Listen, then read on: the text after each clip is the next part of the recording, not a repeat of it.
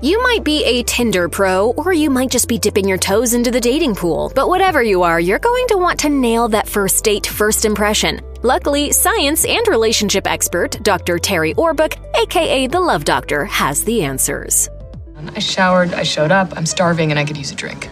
There's something to be said for spontaneity, but when it comes to first dates, you may not want to leave everything to chance. In fact, Dr. Terri Orbuch advises you to plan ahead. I like to make a real evening of it. Lovely. Play some music, maybe give them some nice wine.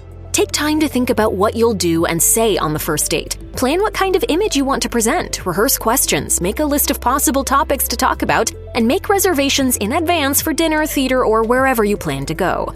Not only will you feel more prepared and hopefully at ease, but the very act of planning could make a good impression on your date, Dr. Orbuch adds.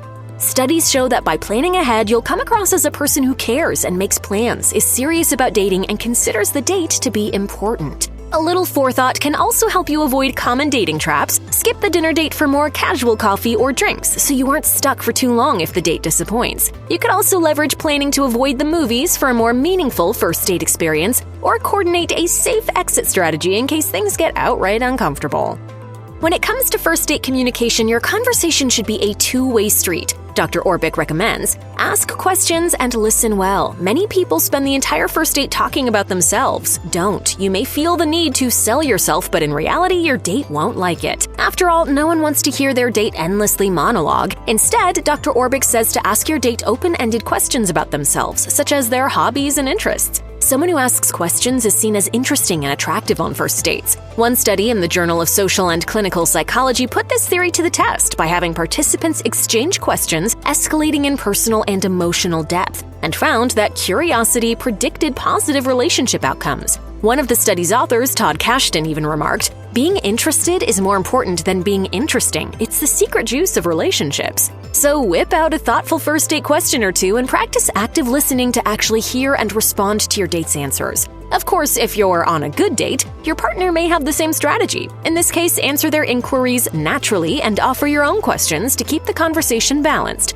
As Dr. Orbuch suggests, if your date asks you question after question, take charge and say, "Enough about me, I'd love to hear a lot more about you."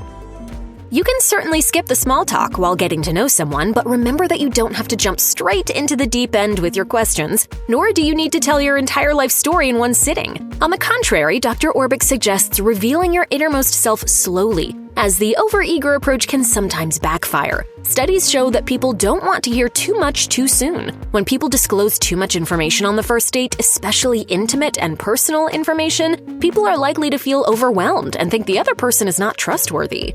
Every single time I hear Demons by Imagine Dragons, I cry instantly. Even thinking about it makes me cry. One study in the Journal of Social and Clinical Psychology also linked self-control issues, perhaps oversharing in this case, to social anxiety, which probably isn't what you want to show off on a first date. Dr. Orbuch recommends a little mindful self-editing during your first date convos. Disclose personal information gradually over time. If this person is right for you, there will be plenty of time to share personal details. Some first dates are immediate disasters, whether you meet someone online who totally lacks chemistry in person or your friend sets you up with a rando who really isn't your type. We matched on Dyer, right? The bougie dating app for rich snobs. There are other dating apps.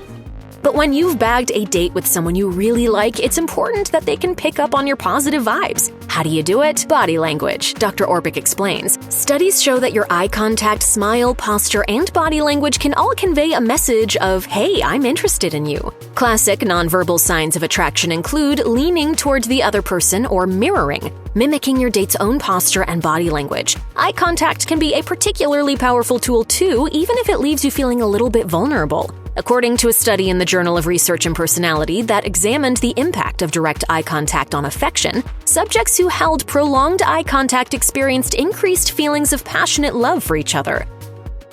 I'm touching his arm, I'm looking deep into his eyes, and I'm wearing deodorant.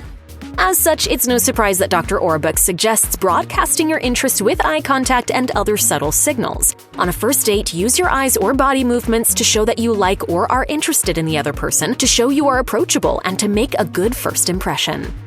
In an ideal world, every new romance would be filled with those fun and fizzy first date nerves, the ones that lead to laughter and buoyant conversation rather than stilted small talk and painful silence. But we often overlook a critical component to building this exciting atmosphere, keeping things lighthearted and drama-free on a first date. As Dr. Orbuch says, focus on the positive. Studies show that a positive, optimistic approach is what people find most attractive on first dates.